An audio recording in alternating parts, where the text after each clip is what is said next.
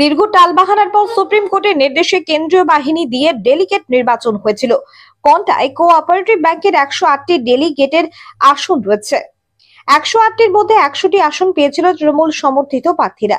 বাকি 7টি আসনে বিজেপি সমর্থিত প্রার্থীরা জয়লাভ করেন, আর একটি আসনে নির্দল প্রার্থী জয়লাভ করেন। টানটান উত্তেজনার মধ্যে এই নির্বাচন প্রক্রিয়া শেষ হয়েছিল। ভোটের দিন অর্থাৎ 15 ডিসেম্বর 24 সালে বিক্ষিপ্ত জায়গায় অশান্তির খবর পাওয়া গিয়েছিল, যার জন্য বেশ কয়েকটি জায়গায় পথ অবরোধ করে বিক্ষোভ দেখিয়েছিল বিজেপি। এই নিয়ে বিজেপির তরফ থেকে আদালতে যাওয়া হয়েছিল। কোনটাই কোঅপারেটিভ ব্যাংকের 14টি কেন্দ্রের 80,480 ভোটার রয়েছে। এই ভোটাররাই ভোট দিয়ে 108 ডেলিগেট নির্বাচন করেছিল। 108টি ডেলিগেটের মধ্যে 100 জন তৃণমূল সমর্থিত প্রার্থীরা জয়লাভ করেছিলেন। বাকি 7 জন বিজেপি সমর্থিত প্রার্থীরা জয়লাভ করেন এবং একটি নির্দল জিতেছে। গতকাল 13 জানুয়ারি ডাইরেক্টর নির্বাচনের জন্য 30 জন মনোনয়নপত্র তোলেন, কিন্তু এলাকায় তৃণমূলের 2 শিবির রয়েছে, উত্তম বারিক এবং অখিল গিরির। এই 2 শিবিরের মধ্যে তুমুল উত্তেজনা দেখা যায়, যার জেরে বারে বারে ছুটে আসতে হয়েছে তৃণমূলের রাজ্য শীর্ষ নেতৃত্বদের। 2 শিবিরকে নিয়ে চলে দফায় দফায় বৈঠক, কিন্তু কোনো সুরাহা না হওয়ায় তৃণমূলের সুপ্রিমো মমতা বন্দ্যোপাধ্যায় হস্তক্ষেপে সুরাহা হয়েছে। তবে এই বিষয়ে তৃণমূল নেতা মানব পড়ুয়া কি বলেছেন শুনুন।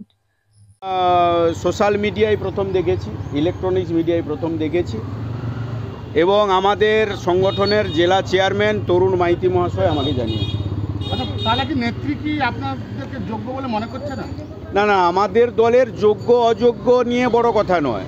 আমরা দলের অনুগত শৃঙ্খলাপরায়ণ কর্মী। সর্বময় সর্বোচ্চ নেত্রী বাংলার মুখ্যমন্ত্রী মমতা বন্দ্যোপাধ্যায় বলেছেন। এটাতে আমার কোনো কষ্ট কিংবা দুঃখ নয়।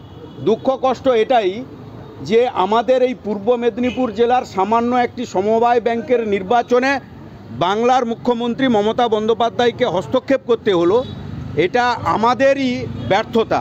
আমাদের সংগঠন পরিচালনা করার ক্ষেত্রে যারা রয়েছে, আমি মনে করি আমাদের ব্যর্থতা। সাংগঠনিক নেতৃত্বদের কি ব্যর্থতার কারণেই এই পরিস্থিতি একটা সমবায় নির্বাচনকে কেন্দ্র করে? আমি নিজে থেকেই একজন দলের সামান্য সাধারণ কর্মী হিসেবে আমি মনে করি যে মমতা বন্দ্যোপাধ্যায় হস্তক্ষেপ করার আগে আমাদের নিশ্চিতভাবে এ জিনিসের সমস্যার সমাধায় পৌঁছে যাওয়া উচিত ছিল। মানববাবু, আগামী দিনে কি গ্রাহকরাই ব্যাংকের উপর আস্থা রাখতে পারবে? নিশ্চিত রাখুক। যেখানে বাংলার মুখ্যমন্ত্রী মমতা বন্দ্যোপাধ্যায় রয়েছেন, সারা বাংলার সর্বস্তরের তিনি প্রহরী, উন্নয়নের কাণ্ডারি।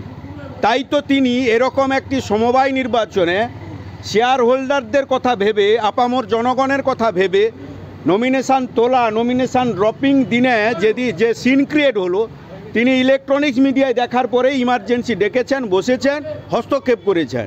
নিশ্চিন্তে থাকতে পারেন। জেলা লেভেলে কি কমিউনিকেশন গ্যাপ থেকে যাচ্ছে, ভালো কাজ হচ্ছে না? সেটা দলগতভাবে পর্যালোচনা যখন হবে নিশ্চিত সেটা। ব্যক্তিগত ওপিনিয়ন কি? না, ব্যক্তিগত ওপিনিয়ন নয়। আমি খুব দুঃখ পাচ্ছি, কষ্ট পাচ্ছি। সামান্য একটি সমবায় নির্বাচনে আমাদের সুপ্রিমোকে হস্তক্ষেপ করতে হলো। এটা আমাদের সকলের ব্যর্থতা। সুপ্রিমো হস্তক্ষেপ করার আগে থেকেই তো আপনারা জানতেন। না, আমি আপনাকে বললাম 9 তারিখের আলোচনার নির্যাস আমার কাছে সঠিকভাবে ছিল। মানববাবু, এই যে ডাইরেক্টর হতে পারলেন না, এর জন্য কি দলের প্রতি আপনার কোনো ক্ষোভ রয়েছে? আমার কোনো ক্ষোভ নেই। আমি খুব আনন্দ পাচ্ছি। হতে পারেননি? আমি খুব আনন্দ পাচ্ছি যে এই সমবায় নির্বাচনকে সামনে রেখে যে জিনিস দুদিন ধরে ঘটলো, এলাকার মানুষজনের কাছে ফুটে উঠল, তাতে বাংলার মুখ্যমন্ত্রী মমতা বন্দ্যোপাধ্যায় হস্তক্ষেপ করেছেন, তিনি সিদ্ধান্ত নিয়েছেন। আমার তাতে কোনো ক্ষোভ দুঃখ নেই। আমার এটা নিয়ে কোনো। মনের ভিতরে কষ্ট পেয়ে চাপে পড়ে মনোনয়নপত্র উইথড্রয়াল করলেন শোয়েব মোহাম্মদ। ঠিক কি বলছেন তিনি শুনুন। কেন কারণটা কি? কারণটা কি? কোনো চাপ ছিল? দলের নির্দেশ, নমিনেশন প্রত্যাহার করতে হবে।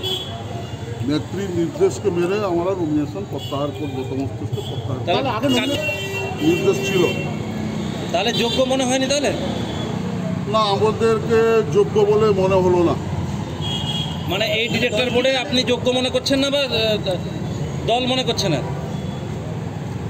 এই ডাইরেক্টর যারা আমরা নমিনেশন করেছিলাম, দল মনে করেছে যে আমাদেরকে নমিনেশন প্রত্যাহার করতে হবে, তাই আমরা প্রত্যাহার করে দিলাম। যোগ্য অযোগ্য বিচার করার ক্ষমতা আমাদের নেই, দল বিচার করবে। মানে আপনার দৃষ্টিভঙ্গিতে কি মনে হচ্ছে? আমার দৃষ্টিভঙ্গিতে কিছু মনে হচ্ছে না। এখন দলের প্রতি সম্পর্কে কিছু বলার নেই আমার।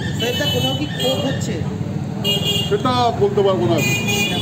অন্তরের কথা খুব হচ্ছে, একজন তো দীর্ঘদিনের সমবায়ী আপনি। সে কথা এখন বলার মতো পরিস্থিতি তৈরি হয়নি। মানে ক্ষোভ আছে তাহলে? সেটা যদিও থাকে সেটা পরে সেটা বোঝা যাবে। পরে সুযোগ পেলে কি দলকে জানাবেন এই ধরনের ক্ষোভের পরিস্থিতি? বা নিশ্চিত জানাবো।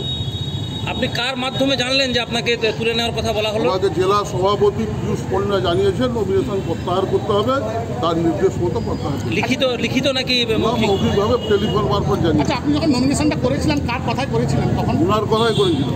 বা কার কথায়? পীযূষ পণ্ডা সহ উত্তম বারিক সহ নেতৃত্বরা থেকে একটা প্যানেল তৈরি করে বললেন যে আপনারা নমিনেশন করুন, সেই মতো আমরা করি। কোন প্যানেল ছিল, কারা কারা ছিল? আর অনেকে ছিলেন, এত আপনি কোন কেন্দ্রে ছিলেন? কোন কেন্দ্রে? 4 ঘন্টায় 4। আপনার নামটা একটু? সোহেব মোহাম্মদ। অপরদিকে সুকোমল মাইতি কি বলছেন শুনুন। সম্মান জানিয়ে, মানে ওনার উপর গভীর আস্থা বিশ্বাস রয়েছে, তাই সম্মান জানিয়ে আমি উদ্যোগ করি। আমি ব্যক্তিগতভাবে আমি দলের সঙ্গেই আছি এবং আমি করেছিলাম মানে নিজে থেকেই, আমি কোনো গ্রুপের সঙ্গেও না, নিজে থেকে করেছিলাম। তবে এই যেহেতু শুনলাম যে দল থেকে এইরূপ সিদ্ধান্ত হয়েছে, তাই দলকে সম্মান জানিয়ে আমি উদ্যোগ করছি। তবে এখন দেখার বিষয়, উত্তম বারিক শিবিরে যে সকল ডেলিগেটরা মনোনয়নপত্র জমা দিয়েছিলেন তারা আপাতত উইথড্র করে নিয়েছেন। মমতা বন্দ্যোপাধ্যায়ের নির্দেশের পর কিছুটা হলেও কোণঠাসা হয়ে পড়েছে উত্তম শিবির। তবে উত্তম ঘনিষ্ঠ এক নেতৃত্ব বলেন এতে কোণঠাসা হওয়ার কিছু নেই, সময় কথা বলবে।